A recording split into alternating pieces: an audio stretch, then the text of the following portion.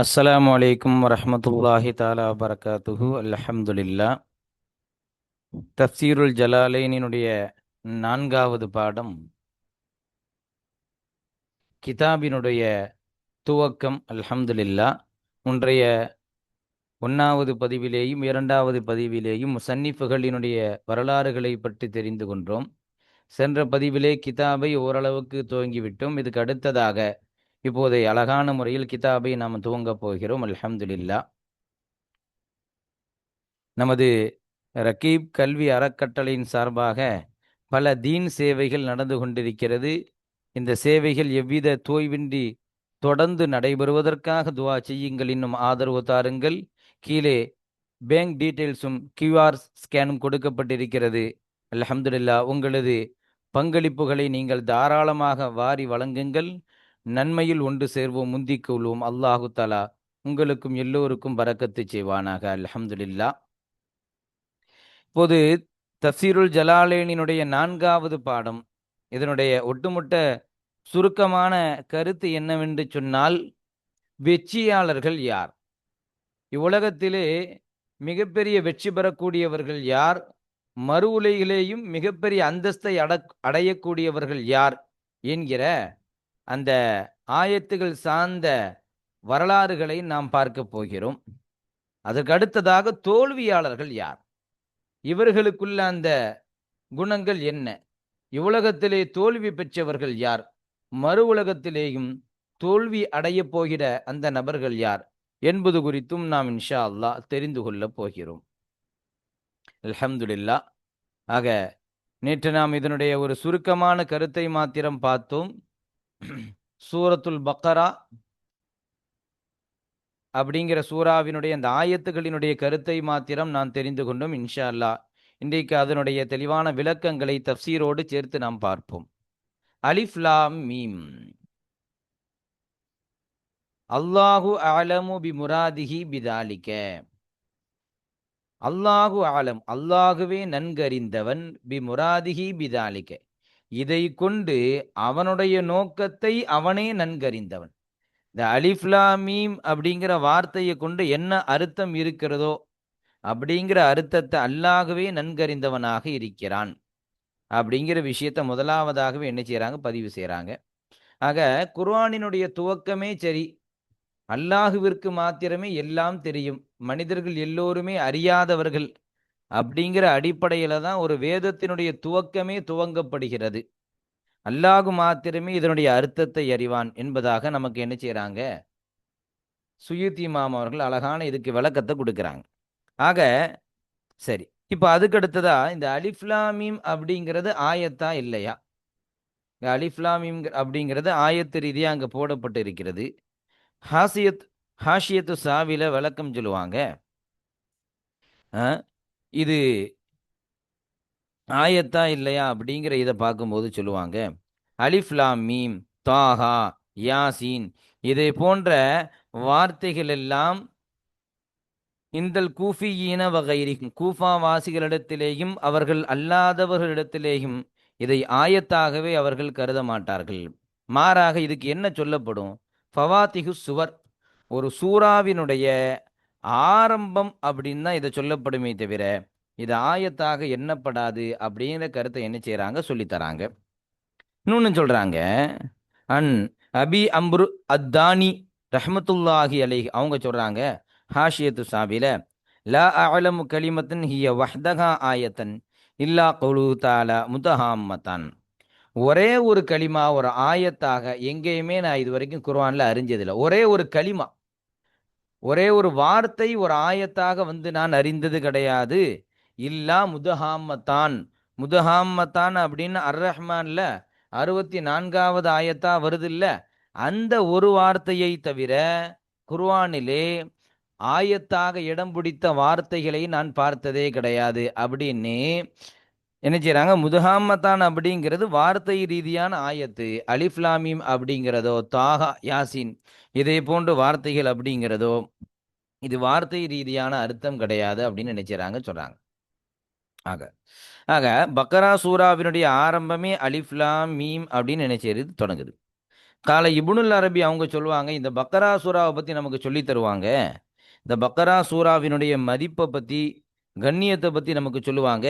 ஃபீஹா அல்ஃபு அம்ரின் வ அல்ஃபு நஹியின் வ அல்ஃபு ஹுக்குமின் வ அல்ஃபு ஹபரின். இந்த பக்கரா சூறால நம்ம ஆய்வு செய்து பார்த்தோம்னா 1000 கட்டளைகள் இருக்கிறது, 1000 விலக்கல்கள் இருக்கிறது, 1000 சட்டங்கள் இருக்கிறது, 1000 ஹபர்கள் இருக்கிறது அப்படின்னு என்ன செய்வாங்க, இப்னுல் அரபி ரஹமத்துல்லாஹி அலைஹி அவர்கள் இந்த பக்கரா சூராவை பத்தி நமக்கு என்ன செய்வாங்க, சொல்லி தருவாங்க. ஆக அதிகமான சட்டங்கள் இருக்கக்கூடிய ஒரு சூரா அப்படின்னா அது பக்கரா சூரா தான் அப்படின்னு என்ன செய்வாங்க, சொல்லுவாங்க. அஹ்துஹா பரக்கத்துன் வ தர்குஹா ஹஸ்ரத்துன். இதை யாரெல்லாம் எடுத்துக்கொண்டார்களோ அவர்கள் பரக்கத்தை அடைந்து விட்டார்கள், யாரெல்லாம் விட்டு விட்டார்களோ அவர்கள் எல்லாம் நஷ்டத்தை அடைந்து விட்டார்கள் அப்படின்னு சொல்லிட்டு என்ன செய்றாங்க, சொல்றாங்க. வைதா குரியத்து ஃபி பைத்தின் லம் துதுஹலுஹு முருதத்து ஷைத்தான் சலாசத்து ஐயாம். எந்த வீட்டிலே சூரத்துல் பக்கரா ஓதப்படுகிறதோ அந்த வீட்டிலே 3 நாட்கள் சைத்தான் நுழைவதற்கு எந்த ஒரு முகாந்திரமும் கிடையாது. பக்கரா சூரா ஓதப்பட்ட வீட்டில் ஷைத்தான் நுழைய மாட்டான் அப்படின்னு நினைச்சாங்க, சொல்றாங்க.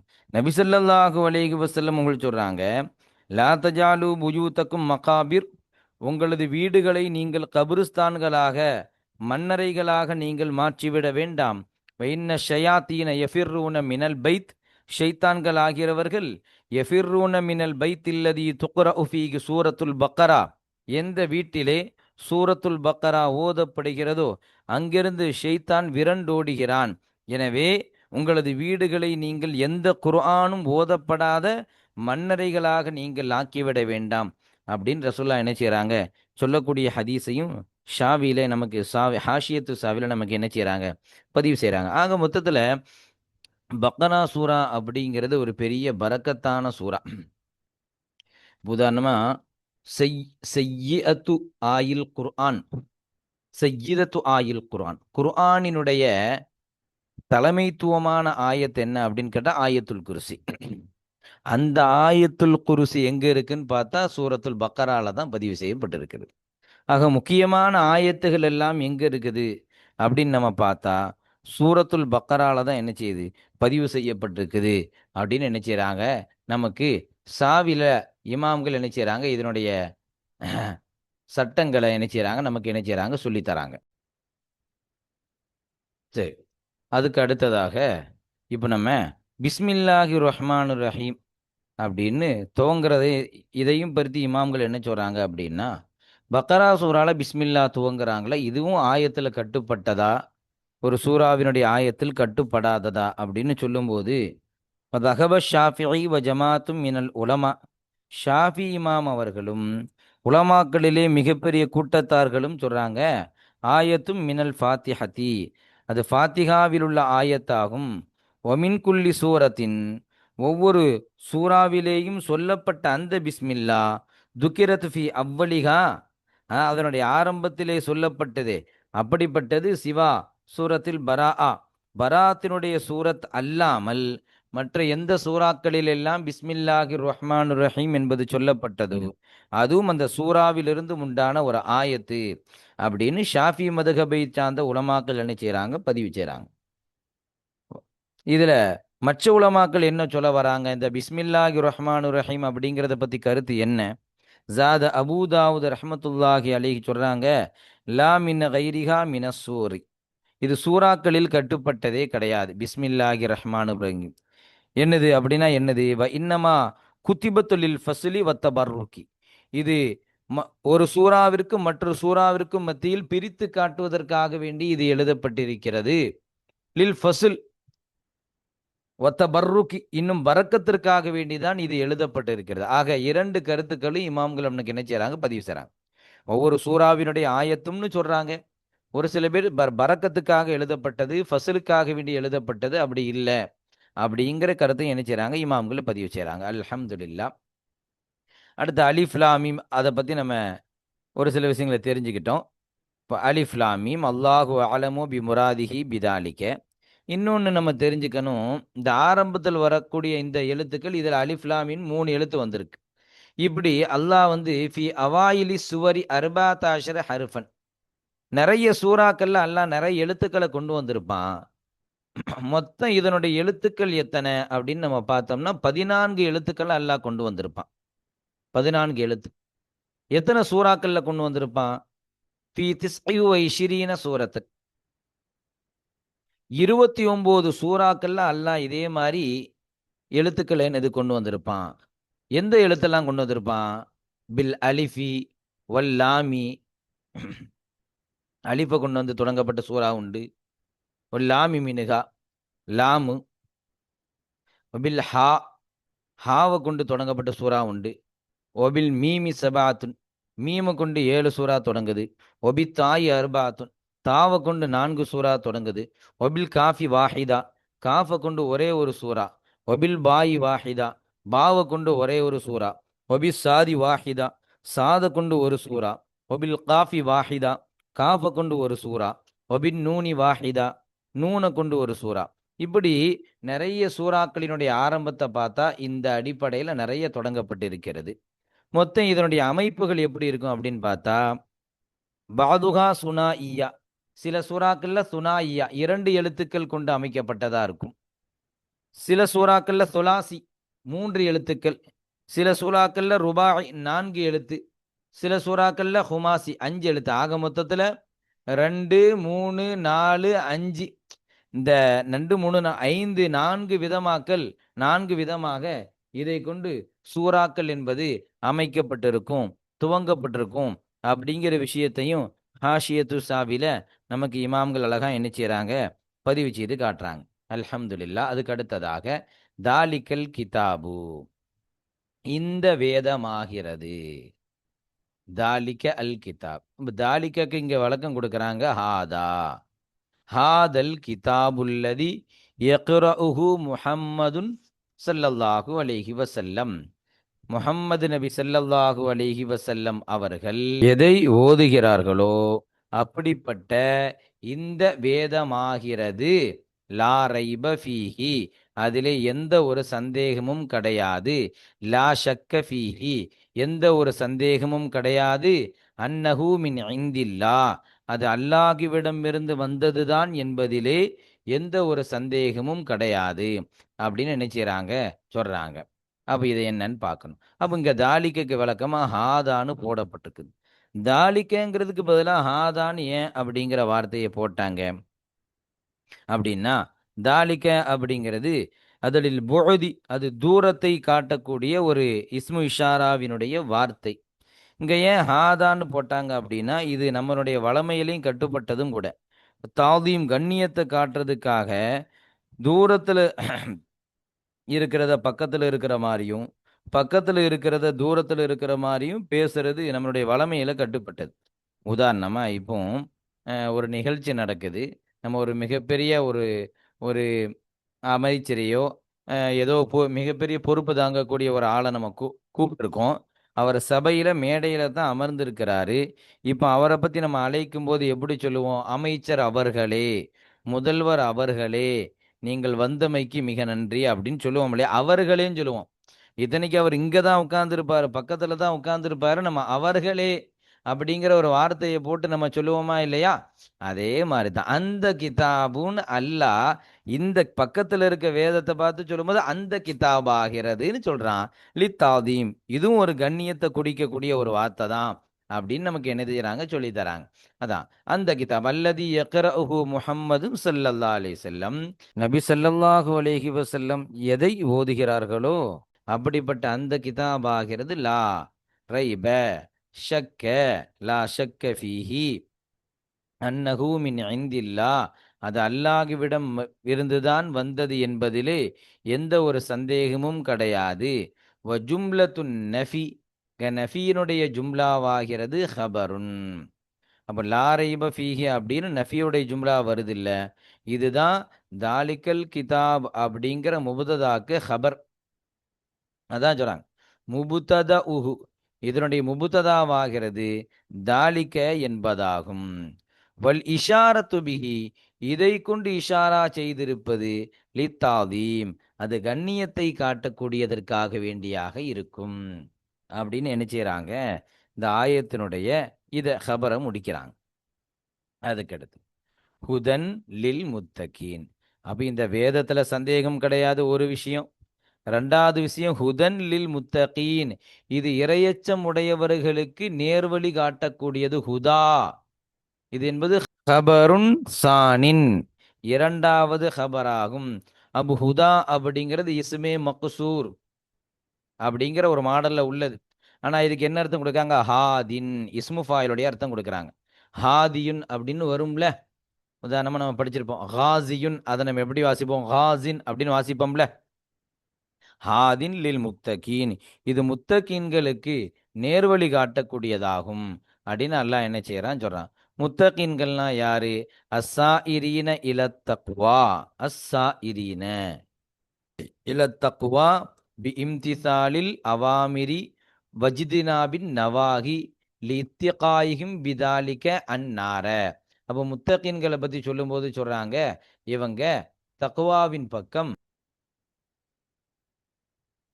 அப்போ சாயிரின இல தக்குவா, தக்குவாவின் பக்கம் மாறினார்களே. பீம்திசாலில் அவாமிரி, கட்டளைகளுக்கு கட்டுப்படுவது கொண்டும், இஜிதனாபின் நவாகி, தடுத்த விஷயங்களை தவிர்ந்து கொள்வது கொண்டும் தக்குவாவின் பக்கம் மாறினார்களே. ஏன்?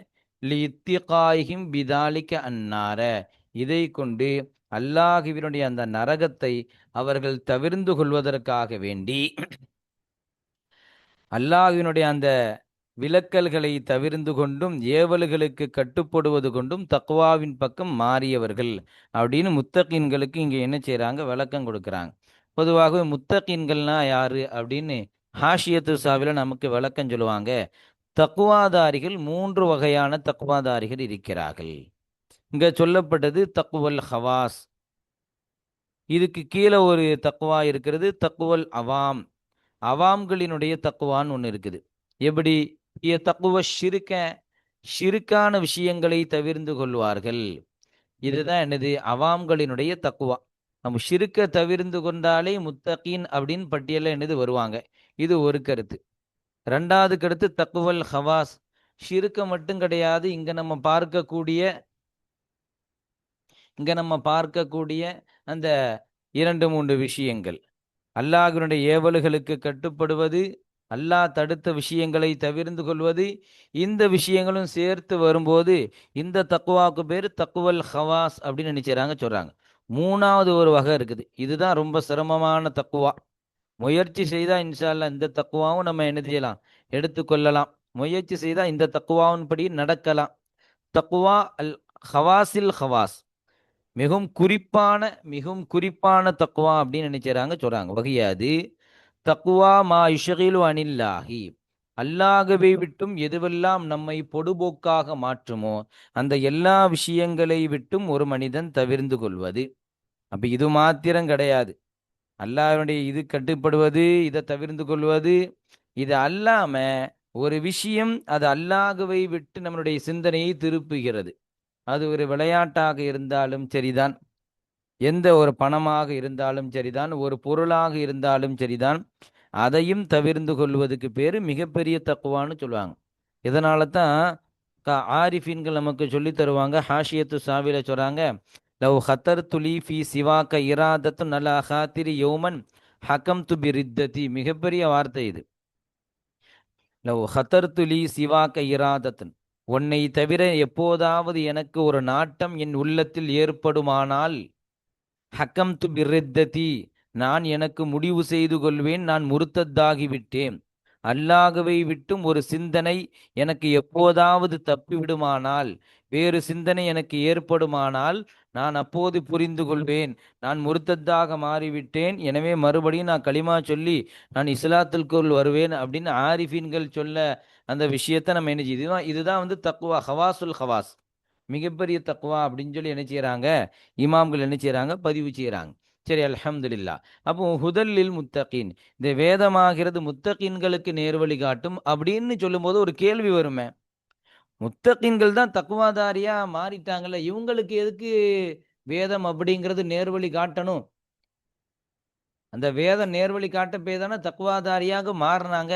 மறுபடியும் தக்குவாதாரிகளுக்கு ஏன் வந்து ஒரு ஹிதாயத்தான பாதை தேவை?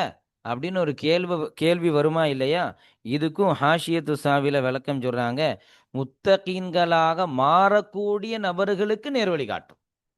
முத்தகீன்களா மாறல, அல்லாஹ்வினுடைய இல்முல அவங்க முத்தகீன்கள். இந்த உலகத்துல முத்தகீன்களாக ஆகுவதற்கு முயற்சி செய்து கொண்டிருக்கிறாங்கல்ல, அப்படிப்பட்ட நபர்களுக்கு இது ஒரு ஹிதாயத்தான பாதையை காட்டும் அப்படின்னு என்ன செய்யறாங்க? ஏ, நமக்கு என்னது விளக்கம் கொடுக்கறாங்க. அல்ஹம்துலில்லாஹ். ஆக இந்த வேதமாகிறது எந்த ஒரு சந்தேகமும் கிடையாது, அது முத்தகின்களுக்கு நேர்வழி காட்டும். இப்போ முத்தகின்கள்னா யார்? இவங்களுக்கு ஒரு 6 தன்மையை இங்க என்ன செய்றாங்க? பதிவு செய்றாங்க. முத்தகின்களுடைய 6 தன்மை என்ன செய்றாங்க? பதிவு அல்லதீன அவர்கள் யூமினூன பில் கைபி யுசத்திகூன பில் கைபி பிமா காப அன்ஹும் அவர்களை தொட்டும் மறைவான விஷயத்தை கொண்டு அவர்கள் ஈமான் கொண்டிருப்பார்கள். என்ன மறைவான விஷயம்?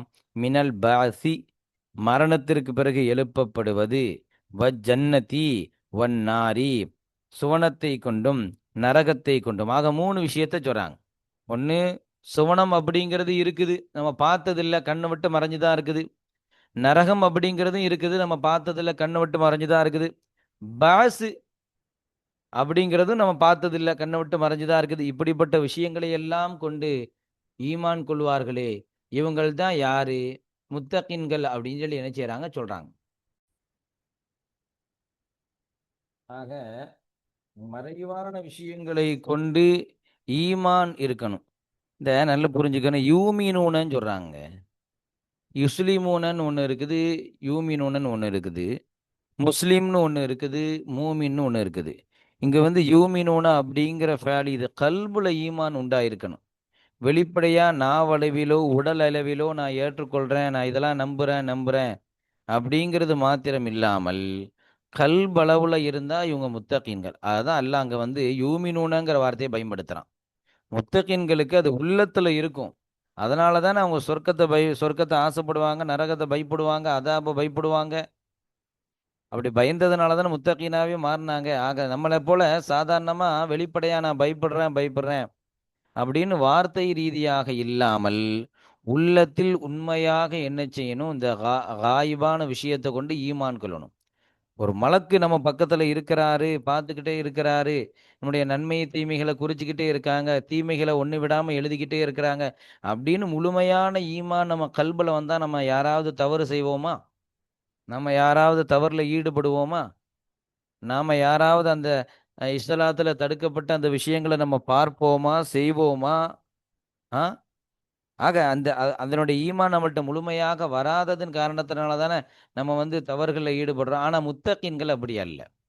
மலக்குகள் பார்க்கறாங்க, இதுக்கு பிறகு பாஸ் இருக்குது, நார் இருக்குது அப்படிங்கிற ஒரு இதுலயே இருந்துகிட்டே இருப்பாங்க. எப்போதும் அதே சிந்தனையில இருந்துகிட்டே இருப்பாங்க. அது உள்ளத்துல ஈமான் கொண்டதுனால தான் வரும். ஆக அப்படிப்பட்ட ஈமானை அல்லாஹு தஆலா நம் எல்லோருக்கும் தருவானாக. அல்ஹம்துலில்லாஹ். அப்போ முதலாவது முத்தகின்களுக்கு அடையாளம் யூமினூன பில் கைபி. ரெண்டாவது வயுகீமூன ஸலாத்த, அதாவது யஅதூன பிஹா பிஹுகூகிஹா தொழுகையை அவர்கள் கொண்டு வருவார்கள், பிஹுகூகிஹா அதனுடைய ஹக்குகளோடு கொண்டு வருவார்கள், அதனுடைய ஹக்குகளை பேணி கொண்டு வருவார்கள். எதுவெல்லாம் சுன்னத்து, எதுவெல்லாம் செய்யக்கூடாது, எதுவெல்லாம் முஸ்தஹப்பு, நம்ம தொழுகைக்கு என்ன விஷயமெல்லாம் சொல்லப்பட்டிருக்கு, அந்த ஹக்கை எல்லாம் பேணி என்ன செய்வாங்க? கொண்டு வருவாங்க. நம்ம பார்த்தா தெரியுங்க, அல்லாஹ் யுசல்லூன ஸலாத்தன்னு சொல்லல. யுகீமுன ஸலாத்த அப்படிங்கிற வார்த்தை எல்லாம் என்னது? யுகீமுன அப்படிங்கிற வார்த்தையை பயன்படுத்துறான். அப்போ இதிலிருந்து நம்ம தெரிஞ்சுக்கணும், நிலைநாட்டணுங்க. அப்போ யுசல்லிங்கிற வார்த்தையை படம் யுகீமுனன்னு போறது அந்த வார்த்தையிலேருந்து நமக்கு கிடைக்குது. தொழுகைய கலா இல்லாம தொடர்படியா தொழுகக்கூடியவர்கள்னு அர்த்தம். சாதாரணமா அதாவாகவோ கலாவாகவோ அல்லாமல் தக்பீர் தகரிமா ஓடி தொழுவாங்க, அவ்வளவு வக்கத்திலேயே தொழுவாங்க. அப்படிப்பட்டவங்க தான் முத்தகீன்கள். பாத்தீங்களா? அல்ல யுசல்லூனன்னு போடல பாருங்க. அப்போ தொழுகைய அதனுடைய ஹக்குகளை பேணி நிறைவேற்றக்கூடியவர்கள் தான் இந்த முத்தகீன்கள். அப்போ நமக்கு வந்து அதே மாதிரி ஒரு இது வந்தா நம்மளும் என்ன செய்வோம்? இன்ஷா அல்லாஹ் முத்தகீன்கள்ல வருவோம். அப்போ ஸலாத் அப்படிங்கிற வார்த்தையை பத்தி சொல்லும்போது சொல்லுவாங்க, மினல் உஸ்லத் இது உஸ்லத் அப்படிங்கிற வார்த்தையிலேருந்து வந்தது. அப்படின்னா என்னது? உஸ்லத்தும் பைனல் அபுதி வ பைன ரப்பிஹி, அடியானுக்கும் அல்லாஹுவிற்கு மத்தியில் ஒரு இணைப்பு அப்படின்னு நினைச்சாங்க சொல்றாங்க. ரசூலுல்லாஹ் சொல்லுவாங்கல்ல, அஸ்ஸலாத்து மியராஜுல் மூமின்னு சொல்லுவாங்கல்ல. தொழுகை என்பது மியராஜுல் மூமின். ஒரு மூமீனுக்கு மேராஜ் பயணம்னு சொல்றாங்கல்ல. மேராஜ் பயணம்னா என்னது? ரசூலுல்லாஹ்க்கு என்ன நடந்துச்சு? மேராஜில் அல்லாஹ்வை போய் பார்த்துட்டு வந்தாங்களே, அதே மாதிரி ஒவ்வொரு நபரும் தொழுகையில் ஒரு மூமின் அல்லாஹ்வை தொழுகையில் சந்திப்பது தான் அவனுக்கு கொடுக்கப்பட்ட தொழுகைன்னு சொன்னாங்க. எனக்கு எப்படி மேராஜ் கொடுக்கப்பட்டதோ என்னுடைய காலத்திலே, அதே போல ஒவ்வொருவருக்கும் உங்களுக்கு தொழுகையிலே மேராஜ் கொடுக்கப்பட்டிருக்கிறது அப்படின்னு சொல்றாங்கல்ல. நம்ம தொழுகையில் ஒவ்வொரு ஆளுக்கும் மேராஜ். அப்ப அல்லாஹ்வை சரியாக சந்திக்கக்கூடிய நேரம்னு நம்ம புரிஞ்சுக்கிறோம். மூணாவது, மிம்மா ரஸக்னாஹும் யுன்ஃபிகூன. மிம்மா, இன்னும் அவங்க முத்தகீன்கள் எப்படிப்பட்டவங்க? மிம்மா ரஸக்னாஹும் அத்தைனாகும், அவர்களுக்கு நாம் எதை கொடுத்தோமோ அந்த ரிசுக்கிலிருந்து யுன்ஃபிகூன ஃபீ தாத்தில்லா, அல்லாஹ்விற்கு வழிபடும் விஷயத்திலே அவர்கள் செலவு செய்வார்கள். இங்க அல்லாஹ் வந்து பாத்தீங்களா, அவங்க சம்பாதிச்சதிலிருந்து அப்படிங்கிற வார்த்தையை பயன்படுத்தல. நம்ம அவங்களுக்கு ரிசுக்கா கொடுத்திருப்போம். அந்த ரிசுக்கிலிருந்து அவர்கள் செலவு செய்வார்கள். அப்போ அவங்க உள்ளத்துல எப்படி இருக்கும்? நம்ம சம்பாதிச்சதா இருக்கட்டும், எல்லாமே அல்லாஹ் நமக்கு ரிசுக்கா கொடுத்தது. நம்மளுடைய அந்த முயற்சியினால எதுவும் சம்பாதிக்கப்படல. அல்லாஹ்வால் நமக்கு கொடுக்கப்பட்ட எல்லாம் அமானிதங்கள். இந்த உடம்பாக இருக்கட்டும், எல்லாமே அல்லாஹ்வால் கொடுக்கப்பட்டது. நமக்கு கொடுக்கப்பட்ட இல்மாக இருக்கட்டும், அல்லாஹ்வால் கொடுக்கப்பட்டது. நமக்கு கொடுக்கப்பட்ட அந்த ஆற்றலாக இருக்கட்டும், அல்லாஹ்வால் கொடுக்கப்பட்டது. அப்படின்னு எல்லாவற்றையும் அவங்க விளங்கி விளங்கி கடைசியில ரிசுக்கும் அல்லாஹ்விடமிருந்து வந்தது தானே. அல்லாஹ்ட்டருந்து வந்தது அல்லாஹ்ட்டே கொடுப்போம். அப்படி இன்ஃபிகூன செலவு செய்வார்கள் அல்லாஹ்விடமிருந்து வந்ததை. இது மூணாவது தன்மைங்க. ஆக மொத்தத்துல 6 தன்மையில 3 தன்மை முடிஞ்சுது. அடுத்த 3 தன்மை அல்லாஹ் தஆலா அதுக்கு அடுத்த ஆயத்துல பதிவு செய்றான் பாருங்க. வல்லதீன, இன்னும் அவர்கள் எப்படிப்பட்டவர்கள் என்றால், யுக்மினூன பிமா உன்சில இலைக்க, நபியே உம்மின் மீது இறக்கப்பட்ட ஒன்றை கொண்டும் ஈமான் கொள்வார்கள். அல் குர்ஆனி, உங்களின் பக்கம் இறக்கப்பட்ட அந்த குர்ஆனை கொண்டும் ஈமான் கொள்வார்கள். இது 4வது தன்மை. அப்போ இந்த முத்தகின்கள் யார் அப்படின்னா, அவங்க உங்களின் மீது இறக்கப்பட்ட குர்ஆனை கொண்டும் ஈமான் கொள்வார்கள். ஒமா உன்சில மின் கபலிக்க, உமக்கு முன்னுள்ளவர்களின் மீது, முன்னுள்ள நபிமார்களின் மீது இறக்கப்பட்ட ஒன்றை கொண்டும் ஈமான் கொள்வார்கள். தௌராத்தி ஒலிஞ்சீலி வகைரிஹிமா, தௌராத்தை கொண்டும் இஞ்சியிலை கொண்டும், இந்த இரண்டும் அல்லாத ஜபூர் போன்ற வேதங்களை கொண்டும், சுஹுஃபுகளை கொண்டும், ஆக நிறைய சுஹுஃபுகள் இறக்கப்பட்டுச்சு, ஏடுகள் இறக்கப்பட்டுச்சு. அப்படிப்பட்ட ஏடுகளை கொண்டும் அவர்கள் ஈமான் கொள்வார்கள். இந்த யகூதிகள்கிட்ட இந்த ஈமான் தானே இல்லாம போச்சு. உதாரணமா அவங்க தௌராத்தை கொண்டு ஈமான் கொண்டாங்க, அதனால குர்ஆனையும் புறக்கணிச்சாங்க, இஞ்சிலையும் புறக்கணிச்சாங்க, ஜபூரையும் புறக்கணிச்சாங்க. சரி, தௌராத்தையாவது ஒழுங்கா ஈமான் கொண்டாங்களான்னா அதுவும் கிடையாது. அதுலேயும் நிறைய விஷயங்களை மாற்றினாங்க. அப்போ அவங்க வேதத்தை கொண்டு ஈமான் கொள்ளல, மற்றவர்களுடைய வேதத்தை கொண்டு என்ன செய்யல, ஈமான் கொள்ளல. ஆக முத்தகின்கள் எல்லா வேதத்தை கொண்டு ஈமான் கொள்வாங்க. இது 5வது தன்மை. 6, வபில் ஆஹிரத்தி ஹும் யூகினூன யஅலமூன, ஆகிரத்தை ஹும் யூகினூன் யஅலமூன், அவர்கள் நன்றாக அறிந்திருப்பார்கள், உறுதியாக நம்புவார்கள். மறுமைங்கிறது இருக்கிறது, அதுக்காக வேண்டி அமல் செய்யணும். நபி ஸல்லல்லாஹு அலைஹி வஸல்லம் அவங்க சொல்லுவாங்கல்ல, சரியான அறிவாளி யார் அப்படின்னா, லிமா பாதல் மூத், மூத்துக்கு பிறகுள்ள வாழ்க்கைக்காக வேண்டி எந்த ஒருவன் அமல் செய்கிறானோ அவனே சரியான அறிவாளின்னு சொல்லாங்கல்ல. இப்புள்ள வாழ்க்கைக்கு அல்ல, மூத்துக்கு பின்னாடி நமக்கு என்னெல்லாம் தேவைப்படும் அதுக்காக வேண்டிய குர்ஆன் ஓதுறாங்க, தொழுகுறாங்க, சதகா செய்றாங்க, தான தர்மங்கள் செய்றாங்கல்ல. இப்படிப்பட்ட அந்த ஆகிரத்தை கொண்டு ஈமான் ஒரு ஆளுக்கு வரணும்னு என்ன செய்யறான்னு சொல்லி தராங்க. இது முத்தகின்களினுடைய இதுல கட்டுப்பட்டது. ஆக மறுமைக்கு பின்னுள்ள வாழ்க்கையை கொண்டு ஈமான் கொள்ள வேண்டும். ஆக இந்த 6 தன்மை புரிஞ்சுக்கணுங்க. ஒன்னு என்னது? 6 தன்மை என்னது? காய்பானதை கொண்டு ஈமான் கொள்வாங்க 1, தொழுகையை நிலைநாட்டுவாங்க 2, என்ன செய்வாங்க, அல்லாஹ் கொடுத்ததிலிருந்து செலவழிப்பாங்க. அது ஜக்காத்தாக இருக்கலாம், சதக்காவாக இருக்கலாம். நான்காவது குர்ஆனை கொண்டு ஈமான் கொள்ளுவாங்க. ஐந்தாவது மற்ற வேதங்களை கொண்டு ஈமான் கொள்ளுவாங்க. ஆறாவது ஆகிரத்தை கொண்டு முழுமையான என்ன செய்வாங்க, நம்பிக்கை கொள்வாங்க. இந்த 6 சிஃபத்துகள் அலல் அவுசாஃப், சிஃபத்துகளிலே ரொம்ப முக்கியமான சிஃபத்துகள் முத்தகீன்களுக்கு அப்படின்னு நினைச்சாங்க, பதிவு செய்றாங்க. உலாயிக்க அல் மௌசூஃபுன பிமா துக்கிர, மேல் சொல்லப்பட்டதை கொண்டு வர்ணிக்கப்பட்ட இவர்கள்தான் அலா ஹுதம் மிர் ரப்பிஹிம், அவர்களினுடைய ரப்பிடமிருந்து நேரான ஹிதாயத்தான வழியின் மீது இருக்கிறார்கள். இவங்க தாங்க ஹிதாயத்தான பாதையை அடைஞ்சவங்க. உலாயிக்க வ உலாயிக்க ஹுமுல் முஃப்லிஹூன், இவர்களே ஹுமுல் முஃப்லிஹூன், வெற்றியாளர்களாக இருப்பார்கள். நம்ம தலைப்புல சொன்னோம்ல, வெற்றியாளர்கள் யார் அப்படின்னு நம்ம சொன்னோம்ல, இவர்கள் தான் அந்த வெற்றியாளர்கள், இந்த முத்தகீன்கள் தான் அந்த வெற்றியாளர்கள் அப்படிங்கிற கருத்தை அல்லாஹ் என்ன செய்யறான், இவங்களுக்கு ஹிதாயத்தான பாதை கொடுக்கப்படுது, இவங்க ஹிதாயத்தின் மீது இருக்கிறார்கள் அப்படின்னு சொல்லி முடிச்சுட்டு, வெற்றியாளர்கள் இவங்க தான். இந்த உலகத்திலேயும் வெற்றி பெறக்கூடியவர்கள் இவர்கள் தான், மறு உலகத்திலேயும் வெற்றி பெறக்கூடியவர்கள் இவர்கள் தான் அப்படிங்கிற கருத்தை அல்ஹம்துலில்லாஹ் அல்லாஹ் என்ன செய்யறான், பதிவு செய்யறான். வெற்றியாளர்கள்னா யாரு? அல் ஃபாயிசூன பில் ஜன்னதி அன் நாஜூன மினன்னார், நரகத்திலிருந்து தப்பித்து வெற்றி பெற்று சுவனத்தை கொண்டு வெற்றி பெற்றார்களே, இவர்கள்தான் வெற்றியாளர்கள் அப்படின்னு எல்லாம் என்ன செய்யறான், பதிவு செய்யறான். அல்ஹம்துலில்லாஹ். நம்ம முத்தகீன்கள்னா யாரு அப்படிங்கிற இதை நம்ம பார்த்தோம். வெற்றியாளர்கள்னா யாரு அப்படிங்கிறத பார்த்தோம். இன்ஷா அல்லாஹ் அதுக்கு அடுத்த இதுல தோல்வியாளர்கள்னா யாரு, அவர்களினுடைய தன்மைகள் என்ன அப்படிங்கிறத இன்ஷா அல்லாஹ் நம்ம தெரிந்து கொள்வோம். அல்ஹம்துலில்லாஹ். ஆஹிர் தாவானா அல்ஹம்துலில்லாஹி ரப்பில் ஆலமீன்.